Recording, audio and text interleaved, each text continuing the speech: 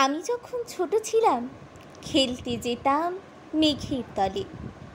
একদিন এক মেঘবালিকা প্রশ্ন করল কৌতূহলে, এই ছেলেটা নাম কি রে তোর? আমি বললাম, ফুসমন্তর।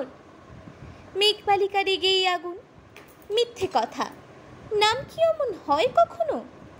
আমি বললাম, নিশ্চয়ই হয়, আগে আমার গল্প শোনো। সে বলল, শুনবো না যা, সেই তো রানী, সেই তো রাজা, সেই তো একই ঢাল তলোয়ার, সেই তো একই রাজার কুমার পক্ষীরাজে, শুনবো না আর, ওসব বাজে।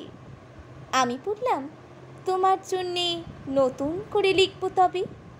সে বলল, সত্যি লিখবি? বেশ, তাহলে মস্ত করে লিখতে হবে, মনে থাকবে, লিখেই কিন্তু আমায় দিবি। আমি বললাম, তোমার জন্য লিখতে পারি এক পৃথিবী।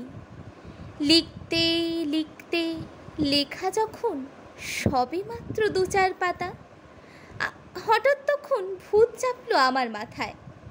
খুঁজতে খুঁজতে চলে গেলাম ছোটবেলার মেঘের মাঠে।